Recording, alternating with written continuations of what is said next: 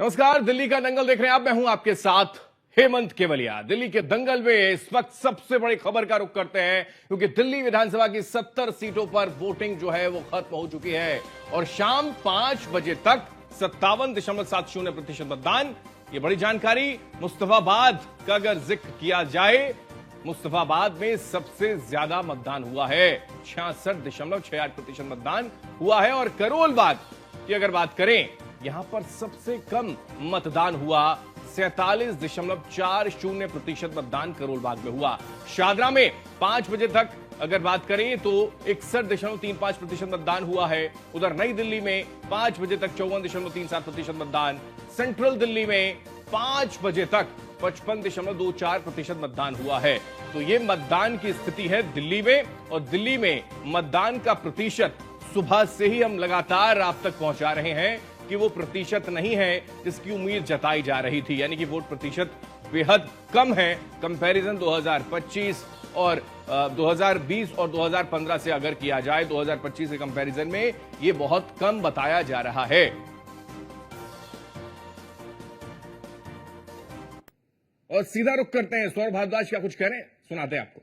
नहीं हुई तो मैं सुप्रीम कोर्ट जाके इनके ऊपर एक्शन करवाऊंगा। ये मैं आपको बताना चाहता हूं कि ये सीधे सीधे जो है एक बेईमानी है और इस तरीके की बेईमानी हम आगे सहन नहीं करेंगे। सर, क्या ऐसी शिकायत आपको और भी जगहों से मिली थी? भाई मैं तो 2 जगह गया ही हूँ। हमारे यहाँ शाहपुर जेट के यहाँ बैरिकेड लगा रखी है, चिराग दिल्ली के अंदर बैरिकेडिंग लगा रखी है, ईस्ट ऑफ कैलाश और GK1 के अंदर आप जो है गेट के आगे, अभी आप लोगों ने तो कितनी सारी जगह कवरिंग की है, गेट के आगे आदमी रुक रहा है और वो अंदर जा रहा है। तो अमीर और गरीब के बीच में ऐसा डिफरेंस क्या प्रजातंत्र में हो सकता है? इसका मतलब तो अमीरों से और गरीबों से अलग अलग कानून जो है चलाया जा रहा है, तो गलत है। क्या वोटिंग प्रभावित हुई है, सर क्या मानते हैं? देखिए, वोटिंग तो प्रभावित होती है। अब कितनी वोट प्रभावित हो वो तो कहा जाना मुश्किल है, मगर अगर एक वोट भी प्रभावित होती है, अगर एक वो हमारी बहन जो ऑटो में वोट डालने आई, उसको पुलिस वाले ने आपके सामने रोका, वो तो प्रभावित हुई। हमने शोर मचाया तो बोला अच्छा चले जाओ। तो ये इस तरीके की बेईमानी नहीं होनी चाहिए।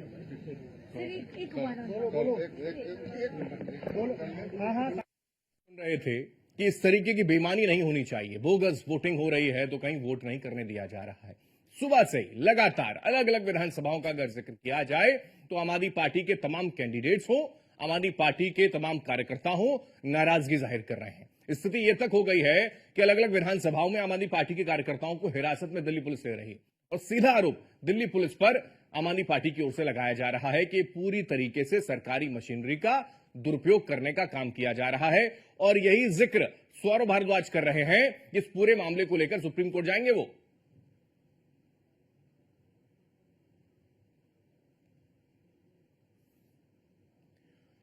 तो लोकतंत्र के महापर्व की तस्वीरें आपको दिखाते हैं कि सुबह से ही कितनी तादाद में लोग निकले और उसके साथ साथ तमाम जनप्रतिनिधियों ने अपने मत का इस्तेमाल भी किया है। ये 4 तस्वीरें आप देख सकते हैं। यहां पर सियासतदानों ने अपने मत का इस्तेमाल किया। अजय माकन ने वोट डाला। दिल्ली के दंगल में एस जयशंकर ने भी अपने मत का इस्तेमाल किया।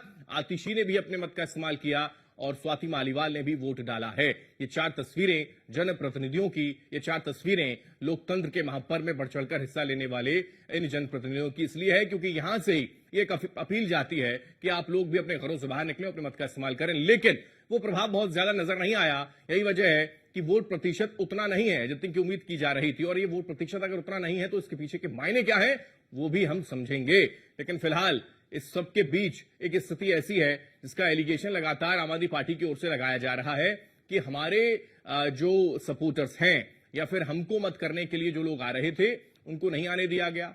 कई जगह ऐसी स्थिति हुई कि बोगस वोटिंग तक करवाई गई है। यही एक ऐसी वीडियो भी दरअसल इस बीच वायरल हो रही है जिसमें यह तक कहा जा रहा है कि पैसे और शराब तक बांटी जा रही है।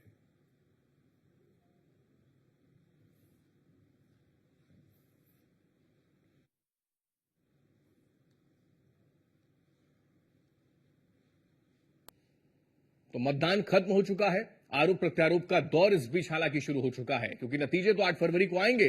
लेकिन उससे पहले क्या कुछ सियासतदानों का कहना है, एक दूसरे पर क्या कुछ आरोप दरअसल लगाए जा रहे हैं, जरा सुनिए। तो गुंडागर्दी तो ऐसी दिखाई आम आदमी पार्टी ने कि पूरा CAA के विरुद्ध पूरा दिल्ली को जला दिए। गुंडागर्दी ऐसी दिखाई कि उनका पार्षद दंगे का मास्टरमाइंड आया। गुंडागर्दी ऐसी दिखाई कि मनोज तिवारी को उसी के संसदीय क्षेत्र में सिग्नेचर ब्रिज से ढकेला गया। गुंडागर्दी जिसको कहते हैं वो आज वो लोग जाएंगे और बीजेपी आ रही है।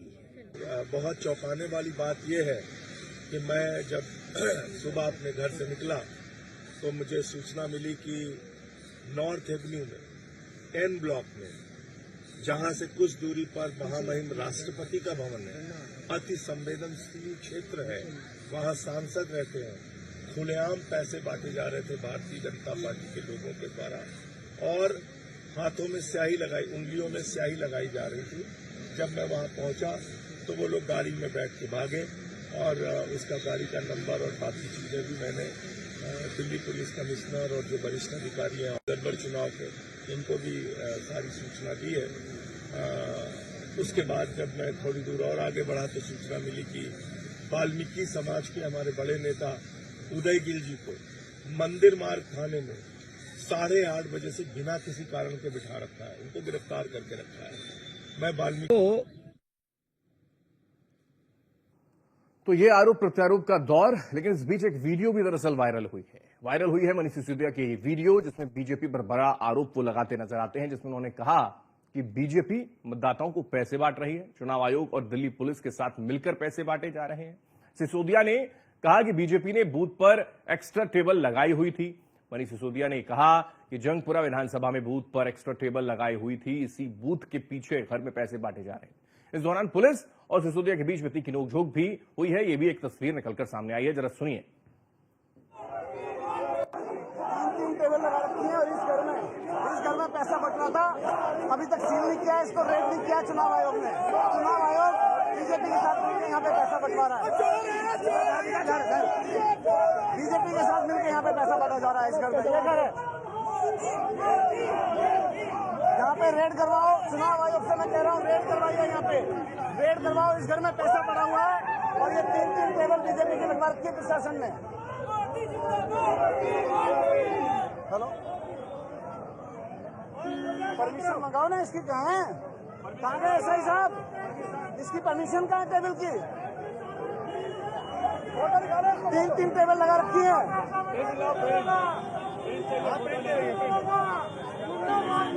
टीवी छोड़ के भागा मोदी, टीवी छोड़ के पुलिस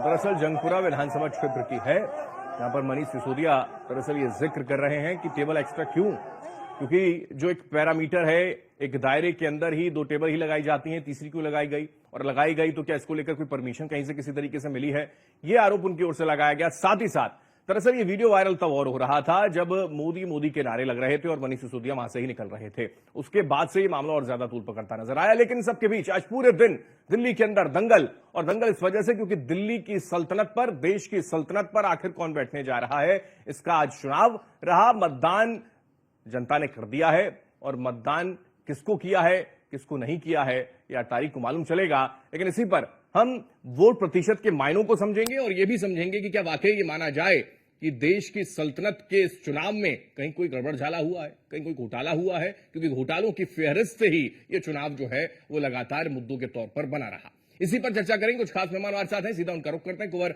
जपेन सिंह हमारे साथ हैं, प्रवक्ता बीजेपी से। कुंवर जी स्वागत आपका। दीपचंद राठौर नेता कांग्रेस से हैं, दीपचंद जी आपका स्वागत है। नवीन गौर हमारे साथ आम आदमी पार्टी के प्रवक्ता है, नवीन जी आपका स्वागत। नेहा शालिनी दुआ हमारे साथ पॉलिटिकल एक्सपर्ट के तौर पर जुड़ी है, बहुत स्वागत आपका। और पीयूष हमारे साथ ग्राउंड जीरो पर लगातार बने हमारे सहयोगी, सीधा उनका सबसे पहले रुख करते हैं। पीयूष, क्या कुछ ताजा अपडेट आपके पास फिलहाल है, क्योंकि वोट प्रतिशत अब तक ये निकलकर सामने आया है कि 5 बजे तक का जो वोट प्रतिशत है वो तकरीबन 60 तक पहुंचा है।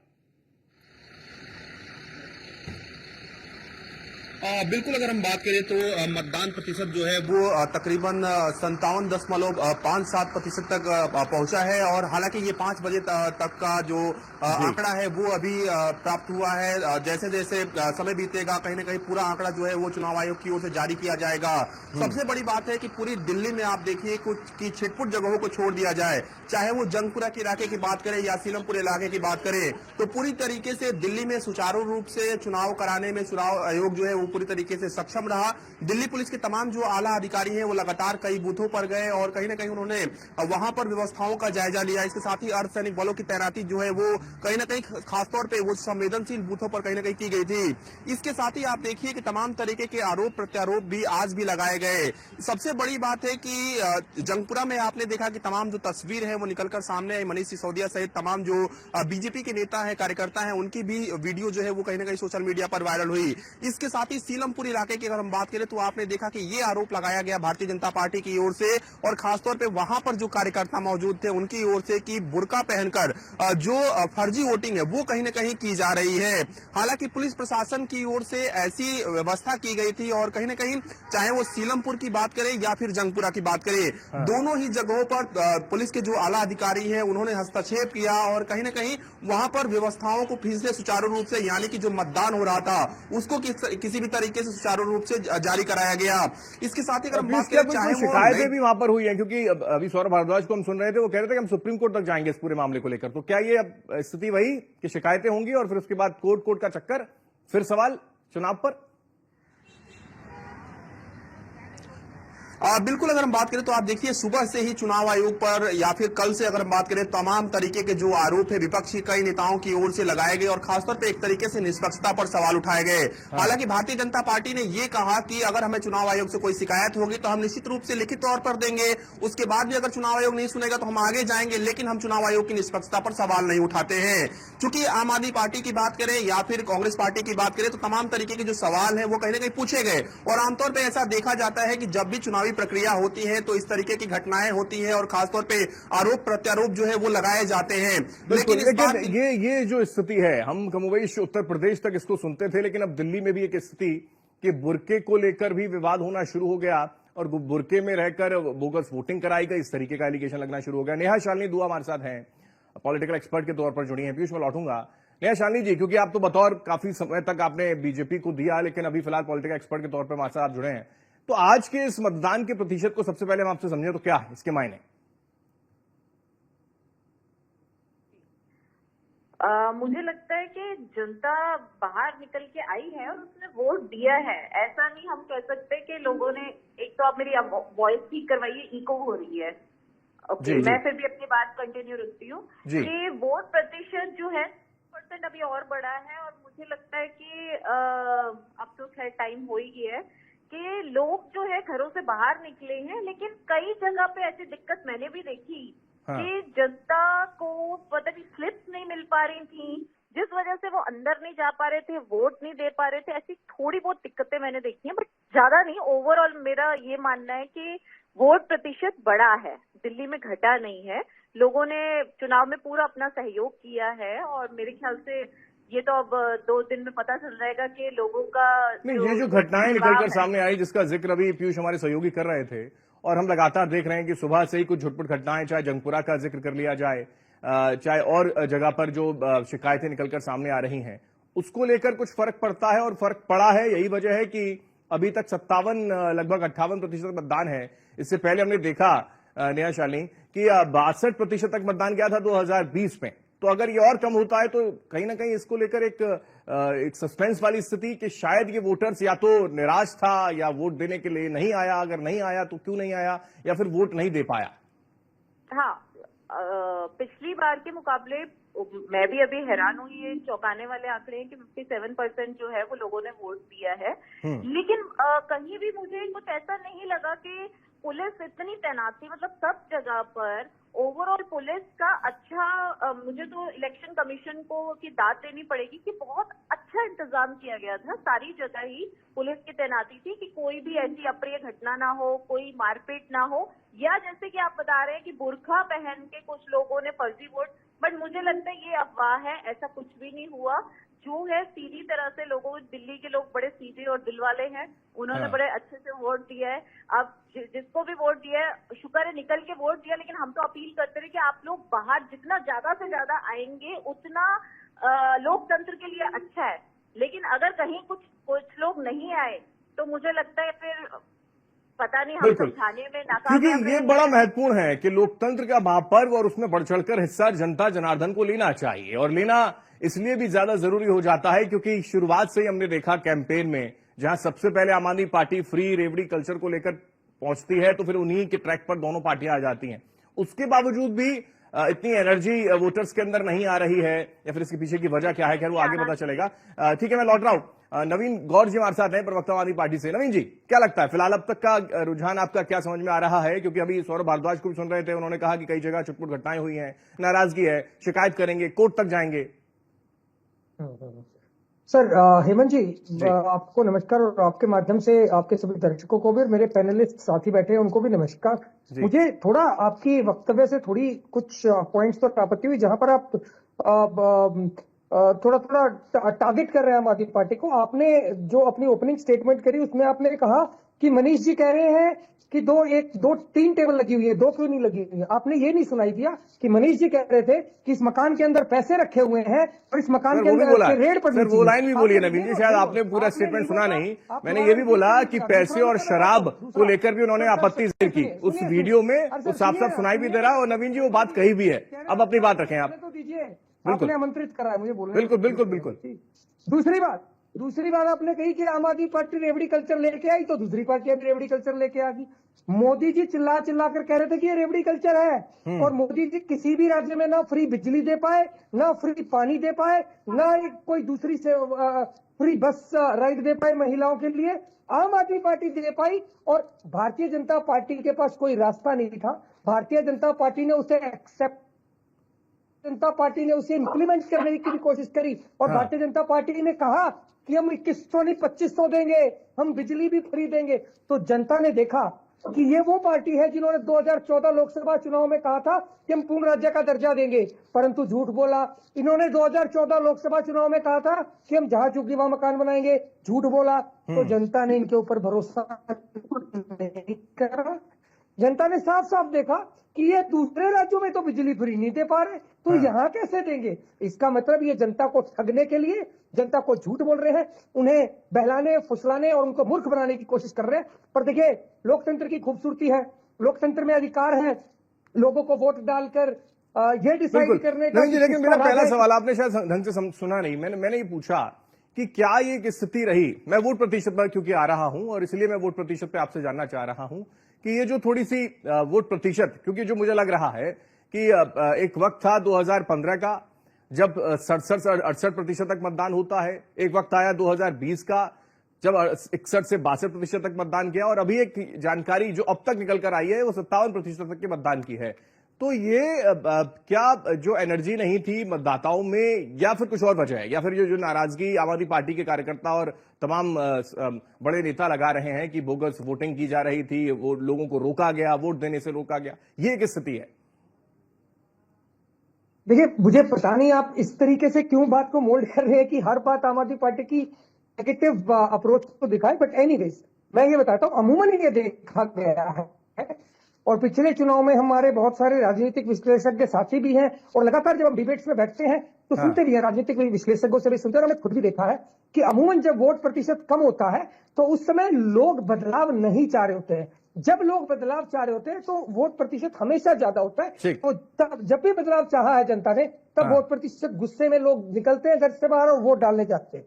तो इस बार यानी कि इस बार जो पहले वाली स्थिति थी वैसी स्थिति कमोबेश रहने वाली, आप ये कहना चाह रहे हैं? यानी कि जो सीटें हैं उसमें बहुत ज्यादा अंतर नहीं आने वाला, और अगर आएगा तो बहुत ज्यादा नहीं फर्क पड़ने वाला है। ठीक है कुंवर जपेन जी, मैं लौट रहा हूं नवीन जी।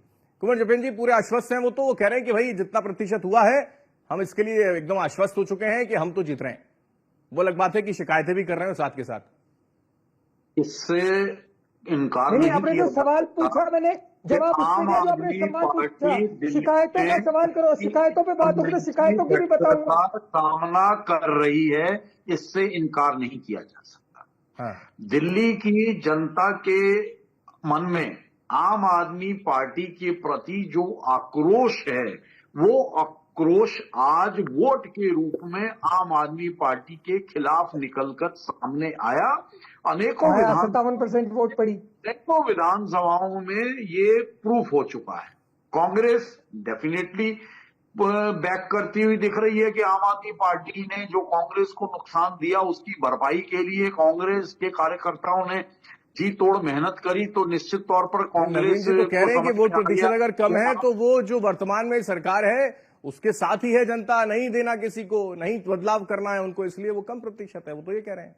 सांच को वांच क्या, और कहते हैं ना कि हाथ कंगन को वारसी क्या और पढ़े लिखे को फारसी क्या। 8 तारीख को रिजल्ट्स हैं, पता चल जाएगा।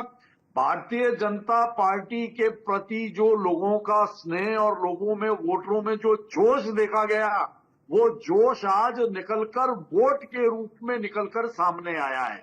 8 तारीख को नतीजे आने हैं, पता चल जाएगा। भारतीय जनता लेकिन एक बड़ा जो पार्टी एलिगेशन बीजेपी पर लग रहा है, सरकार आज का की ये जो मशीनरी का चुनाव दुरुपयोग है, किया गया है, चाहे वो नवीन जी कह रहे हो, सौरभ भारद्वाज को भी हमने सुना, दीपचंद जी भी थोड़ी देर में बोल देंगे कि कहीं कहीं आपने एक अड़चन डालने का प्रयास किया है, उसमें कामयाब नहीं हो पाएंगे आप, वो अलग बात है, ये कहना है उनका, लेकिन ऐसा क्यों? जब सरकारें जाने वाली होती है ना हेमंत जी, हाँ। और जब सच्चाई नजर आ रही होती है तो इसी तरह के आरोप लगते हैं, सभी लगाते हैं। आज ये लगा रहे हैं, इन्हें पता कि इनकी विदाई का कुछ समय कमेंट करने में लूंगा। ये अब जाने वाले हैं, तो इस तरह के आरोप ठीक है, ये लगाएं। आरोप लगाना एक ये भी एक राजनीति का एक ये पहलू नहीं, आरोप नहीं लगा रहे, वो तो कह रहे हैं कि भाई ये क्या हो रहा है हमारे साथ, लोकतंत्र में क्या हो रहा है, वो तो ये कह रहे हैं। आप लोग तो सत्ता को छीनने का प्रयास कर रहे हैं, वो ये कह रहे हैं। ठीक है, दीपचंद जी कुछ कह रहे हैं, फिर नेहा शानी जी आपके पास आऊंगा। दीपचंद जी। आदरणीय हेमंत जी, आपको और आपके दर्शकों और सभी पैनलिस्टों को मेरा नमस्कार।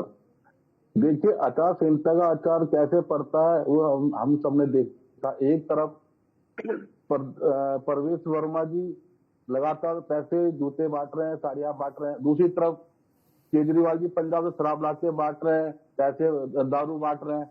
लोकतंत्र में अगर, मेरे हिसाब से लोकतंत्र में अगर आचार संहिता लग जाती है तो किसी भी तरह का लालच लोग प्रबंधन देना कानून के खिलाफ है। हाँ। और मेरी विधानसभा के अंदर अभी भारतीय जनता पार्टी के जो प्रवक्ता यहाँ दम भर रहे हैं, मैं आपको बताना चाहूंगा कि मेरी विधानसभा के अंदर में विजवासन विधानसभा है, जहाँ से भारतीय जनता पार्टी के प्रत्याशी हैं कैलाश गहलोत जी, जो आज कम से कम 200-250 गुंडों के साथ घूम रहे हैं और वहां पर मारपीट कर रहे हैं। ये निकाल सत्य मैं आपको बताना चाहूंगा। और हाँ। पुलिस प्रशासन मुक्त दर्शक बनकर देख रहा है, उसके खिलाफ कोई कानून कार्रवाई नहीं हो रही है। और कांग्रेस पार्टी, जो आपने कहा ना कि वोट प्रतिशत कम क्यों हो रहा है, कारण यही है कि दोनों ही पार्टियां एक दूसरे को डरा धमका रही है।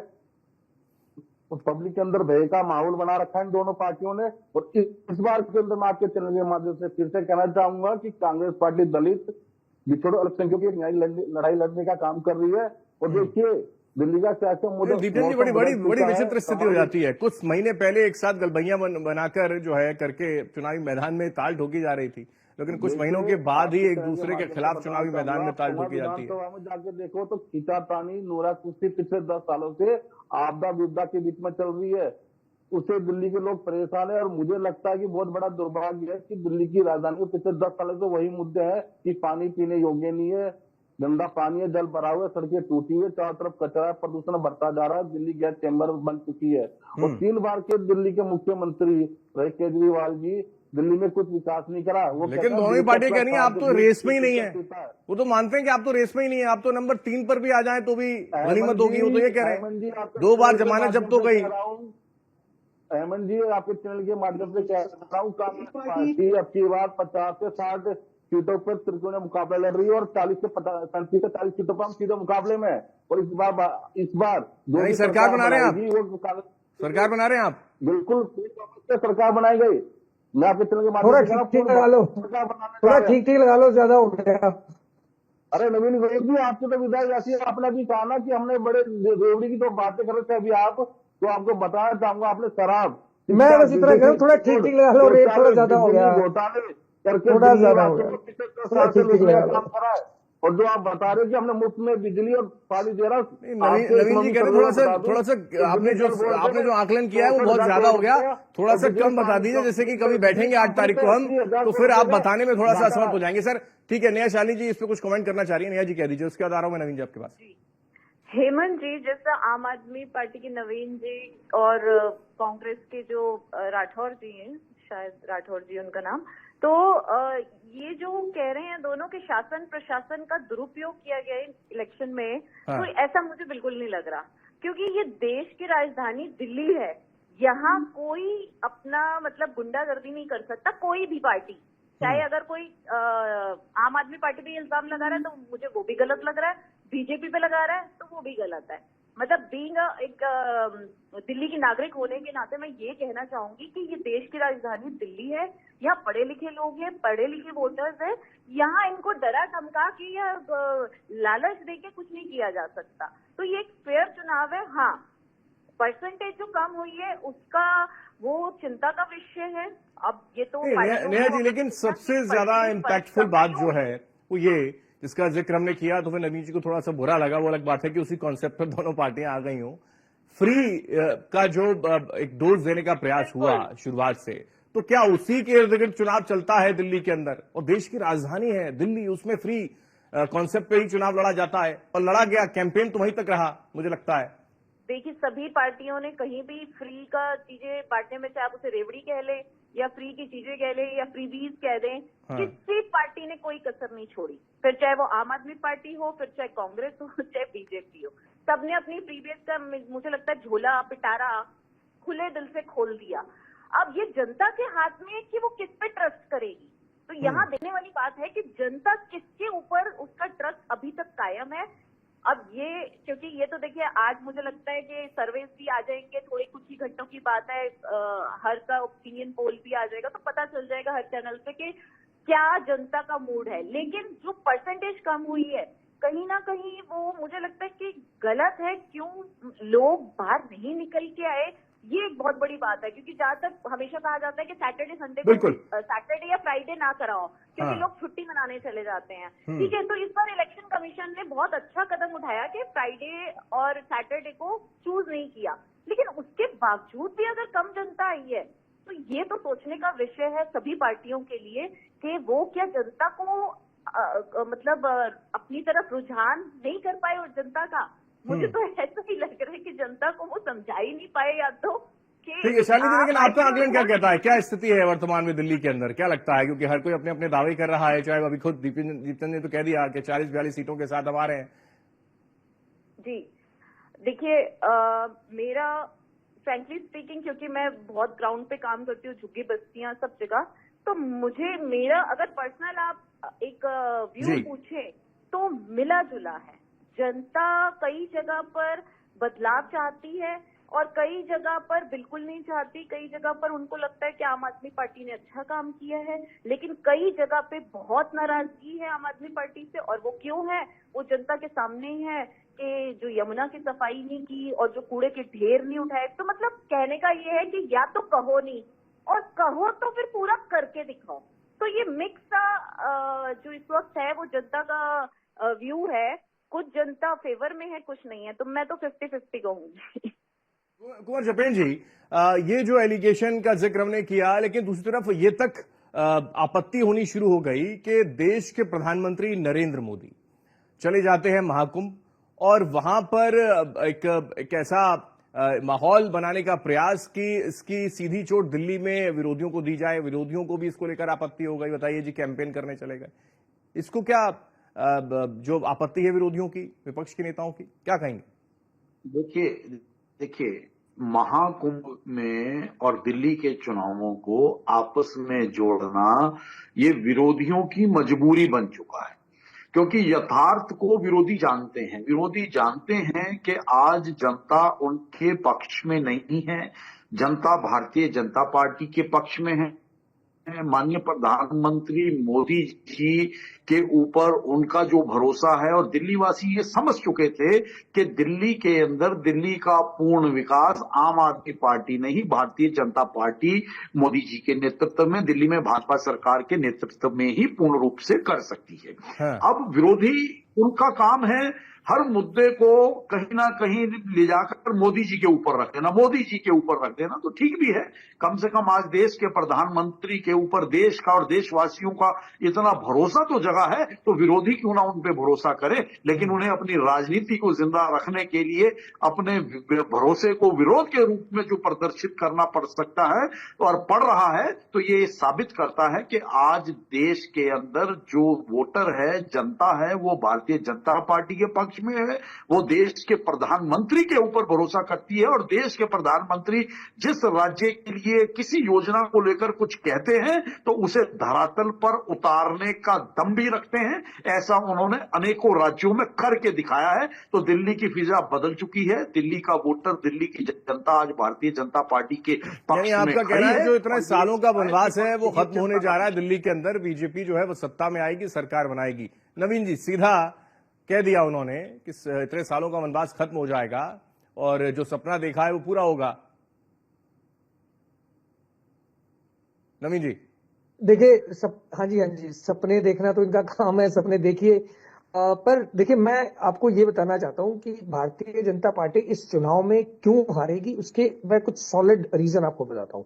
सबसे पहली बात, भारतीय जनता पार्टी के पास कोई लीडरशिप नहीं थी दिल्ली के अंदर। कोई ऐसा लीडर नहीं था जिसको ये कह सके कि ये हमारे सीएम कैंडिडेट का फेस है, सबसे पहली बात। दूसरी बात, इन्होंने लगातार पैसे बांटे। आम आदमी पार्टी ने उजागर किया कि ये खुले आम लोगों को वोट के बदले पैसे देने का काम कर रहे हैं। वो चर्चा दिल्ली के अंदर चली। तीसरी बात, इन्होंने वादे करे और वादे ऐसे करे जो ये दूसरे राज्यों में जो ये कहीं पे दे नहीं पाए।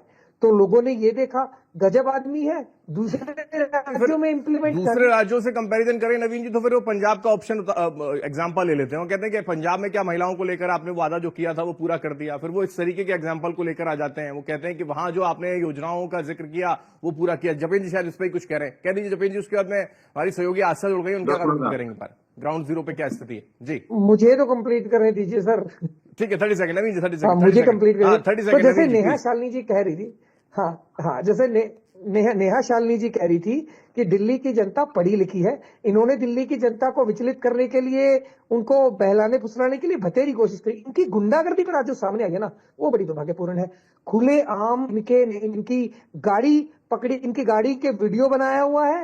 वो वीडियो में संजय सिंह जी खुले आम दिखा रहे हैं कि देखिए किस प्रकार से ये लोग पैसा बांट रहे हैं। खुले आम इन लोगों के वीडियो बने हुए हैं, किस प्रकार से इन्होंने बैरिकेडिंग करी, अपने तंत्र का प्रयोग करा है। जनता ने देखा है और जनता इनको सबक सिखाएगी। आप देख लीजिएगा, इस बार भारतीय जनता पार्टी की हालत बहुत बुरी होने वाली है। ठीक है कुंवर जपेन जी, गुंडागर्दी का भी आरोप है और उसके साथ साथ जो भ्रष्टाचार को लेकर सलाखों के पीछे पहुंचाने का काम किया उसमें कुछ निकला भी तो नहीं, और जब निकला नहीं तो जनता भरोसा कैसे करे, वो भी एक बात। निकला तो बहुत कुछ है। जांच एजेंसियों की फाइलों में जो दफन है वो धीरे धीरे बाहर निकल रहा है और इसीलिए इतना समय जेल में गुजारना पड़ा।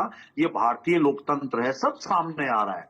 आप तो मुख्यमंत्री बनने चले गए थे, मिस्टर केजरीवाल पंजाब में भी क्यों पीठ दिखा के भागे? जब वहां विरोध होना शुरू हुआ तो आप फिर दिल्ली वापस भाग आए। भाई, Bharatiya Janata party CM project नहीं करती है। जिस कार्यकर्ता को सेवा का मौका दे दिया जाता है, जिस कार्यकर्ता को सदन में नेता बनाकर बैठा दिया जाता है, खाली पीएम करती है, खाली पीएम प्रोजेक्ट करती है। आप राजनीति पे कब्जा करने के लिए अपने स्वार्थ की पूर्ति भी करें। आप घरों में 2.5 लाख के खाली पीएम प्रोजेक्ट करते हो आप, सीएम नहीं प्रोजेक्ट करते।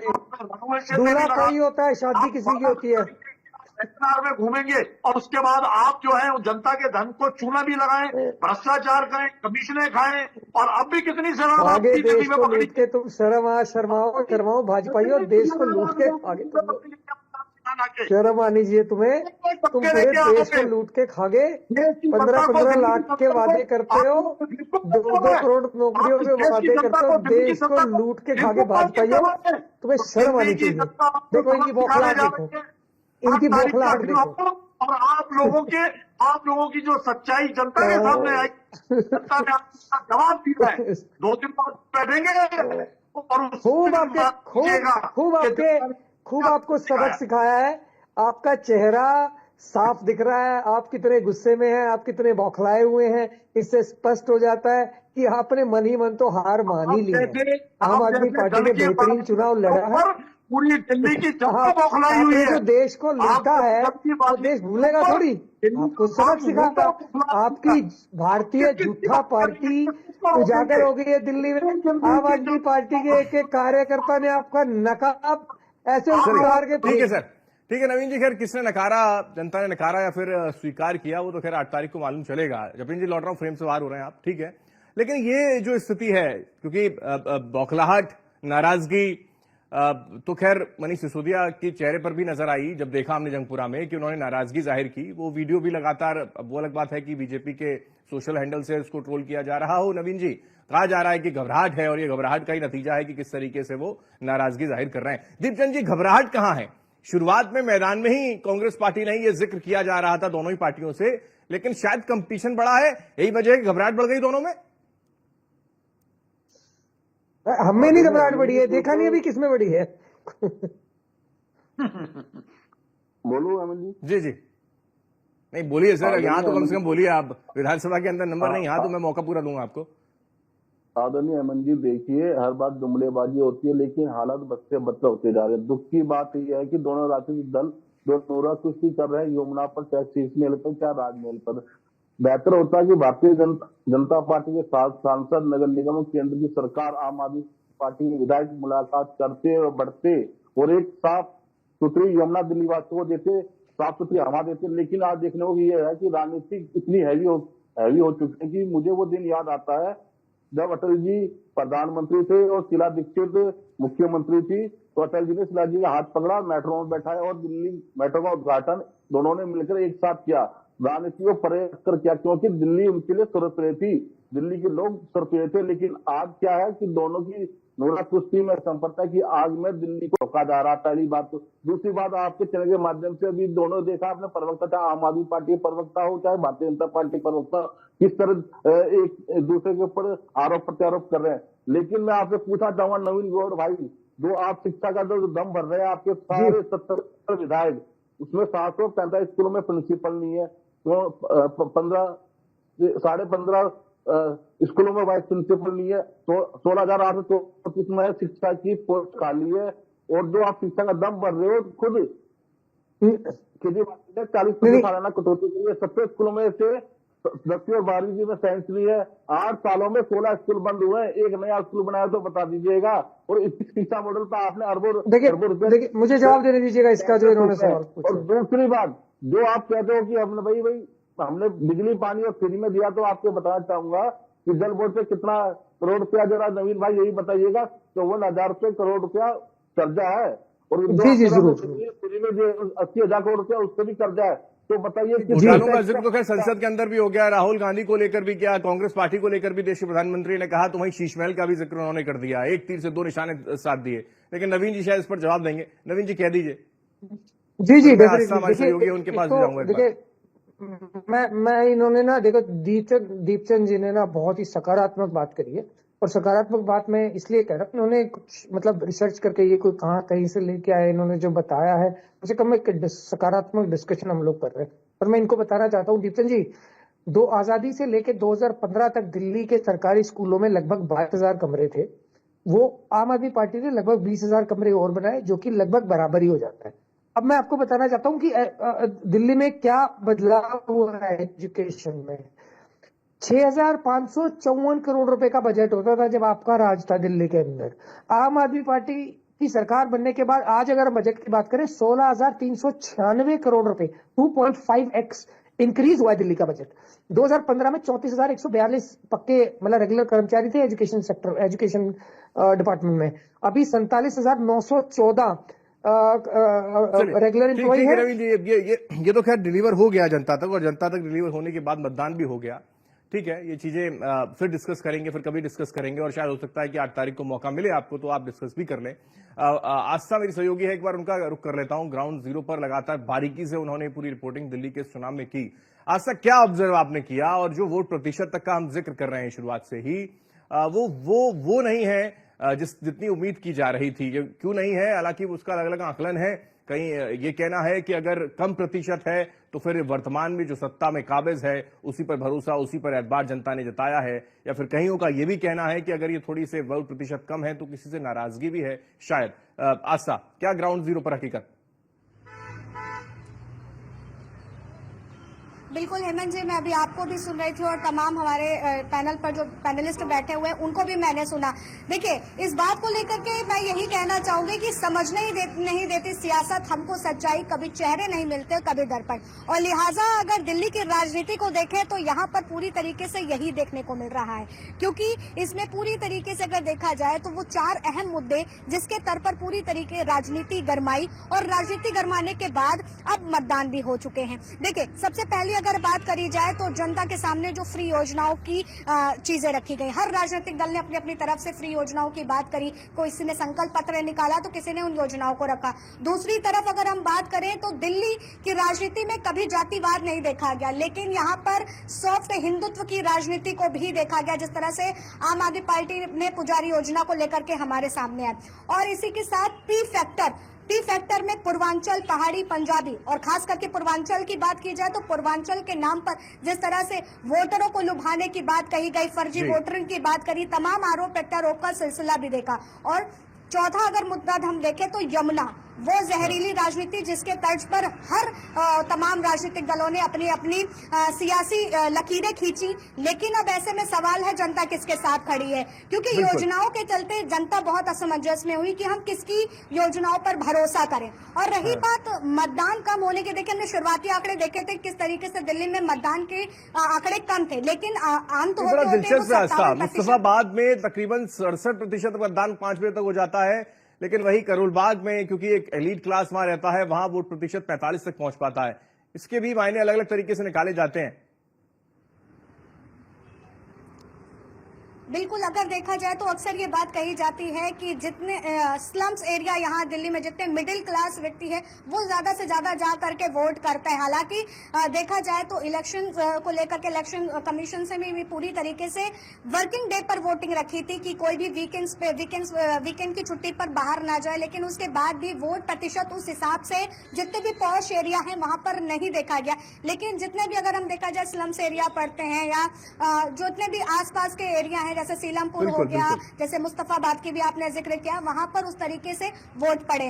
क्योंकि देखिए इसके पीछे की एक बड़ी वजह भी है, अगर देखा जाए तो दिल्ली में 67% मिडिल क्लास का तबका रहता है, और वही यहाँ पर जो है रोजाना अपनी रोजी रोटी की कमाई के लिए बिल्कुल मिडिल क्लास का जिक्र आपने किया और मिडिल क्लास को लेकर एक प्रभाव डालने का प्रयास किया बजट में। कुंवर झुपेन जी शायद इस पर कुछ कहना जरूर चाहेंगे। मिडिल क्लास पर टारगेट करते हुए 70% मिडिल क्लास रहता है दिल्ली के अंदर, और उसका फायदा मिलेगा, 12 लाख तक टैक्स फ्री कर दिया, ये प्रलोभन कामयाब हो जाएगा क्या कुंवर झुपेन जी, क्योंकि इसको लेकर लगातार चर्चाएं करते रहे उस वक्त? देखिए इसे आप और अब तो ये तक कहा जा रहा है कि अब डुबकी लगा ली है आम आदमी पार्टी, डूब जाएगी, सोशल मीडिया पे चल रहा है। नहीं देखिए इसे प्रलोभन कहना बिल्कुल गलत होगा, क्योंकि ये योजना पूरे देश के नागरिकों के लिए है। और जिस तरह से फ्लेक्सिबिलिटी के साथ भारतीय जनता पार्टी आर्थिक मुद्दों को लेकर हमेशा कुछ बेहतर करने का प्रयास करती रही है, ये उसका नतीजा है। ये 12 के बाद 15 भी होगा, 18 भी होगा समय के साथ साथ, क्योंकि आप ये देखिए कि इस विकासशील भारत को विकसित भारत के रूप में तब्दील करना ये माननीय प्रधानमंत्री मोदी जी का स्वप्न है, केंद्र सरकार का स्वप्न है। सभी देश के अंदर नागरिक भी चाहते हैं कि हम इस विकासशील भारत की सीमाओं से बाहर निकलकर एक विकसित लेकिन ये वही जिक्र, क्योंकि एक तरफ वो जिक्र करते हैं कि रेवड़ी कल्चर के हम खिलाफ हैं, खुद देश के प्रधानमंत्री ने एक मंच के माध्यम से कहा, लेकिन फिर उसी पर आना पड़ा और उसी के जरिए चुनावी व्यथड़ी पार करनी पड़ रही है। तो क्या ये मानी जाए कि कॉपीराइट है आम आदमी पार्टी का? 2014 के बाद से भारत विश्व की 5वीं बड़ी अर्थव्यवस्था के रूप में पहचाना जाने लगा है।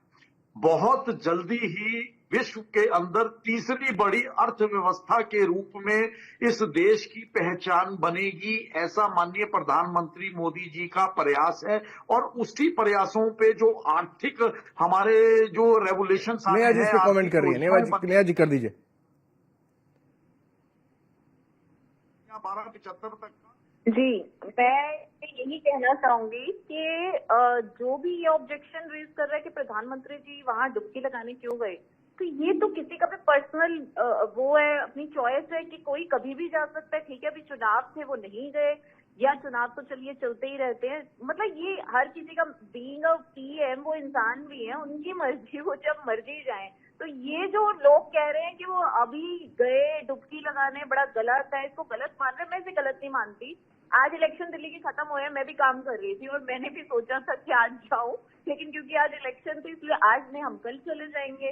तो ये तो पर्सनल किसी का भी व्यू है, कोई कभी भी जा सकता है, वहां कोई ये नहीं लिखा हुआ कि ये नहीं आ सकता, वो नहीं आ सकता। विपक्ष भी जा सकता है, पक्ष भी जा सकता है, सत्ता भी जा सकती है, जो सत्ता से बाहर है वो भी जा सकते हैं, आम भी जा सकते हैं, हर कोई जा सकता है। यही सवाल, क्योंकि यही सवाल हमने कई बार पूछा है, यही सवाल एक बार दीपचंद जी से पूछ रहे थे। दीपचंद जी, अगर देश के प्रधानमंत्री डुबकी लगा रहे हैं तो आस्था का महाकुंभ है, डुबकी लगा रहे हैं वो। आप लोग तो खैर अयोध्या नहीं पहुंचे और महाकुंभ में भी पहुंचेंगे या नहीं पहुंचेंगे अभी तक तो सस्पेंस है सर।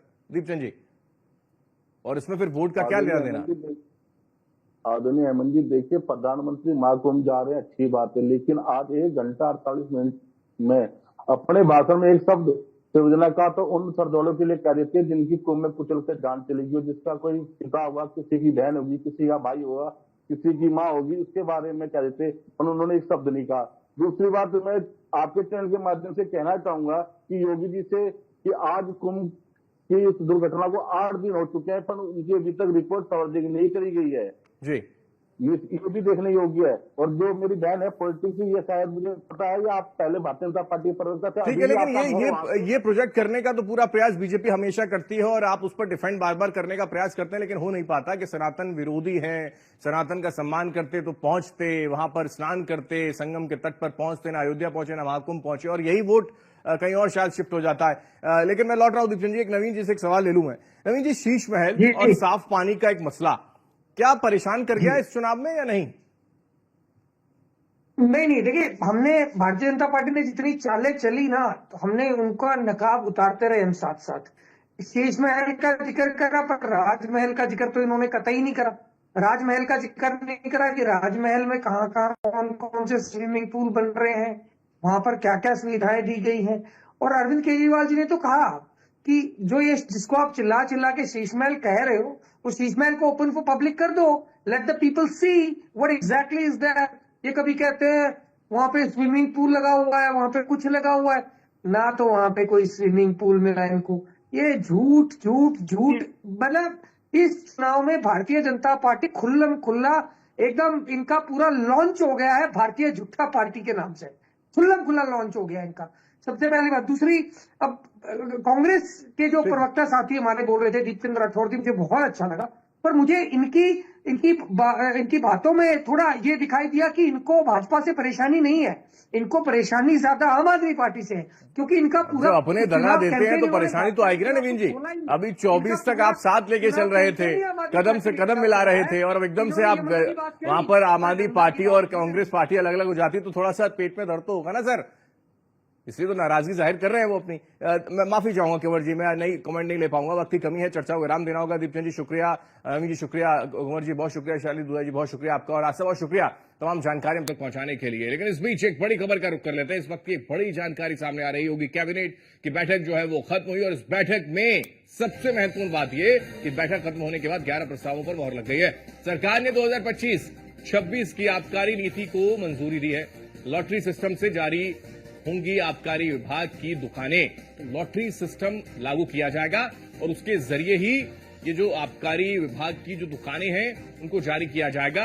ये एक नया प्रस्ताव सरकार की ओर से, और इस पर एक बड़ा कदम कैबिनेट की बैठक में, बैठक खत्म होने के बाद 11 प्रस्ताव में जब मोहर लगी तो उसके बाद ये जानकारी भी निकलकर सामने आ रही कि बैठक में 11 प्रस्तावों पर मोहर लगी है, और उसमें सबसे महत्वपूर्ण आबकारी विभाग को लेकर सरकार ने 2025-26 की आबकारी नीति को मंजूरी दे दी है, और ये मंजूरी देने के बाद आबकारी विभाग की दुकानें जारी दरअसल की जाएंगी। और इसी के साथ बुलेटिन में पाएं, आप देखते रहिए न्यूज़ 1 इंडिया। नमस्कार।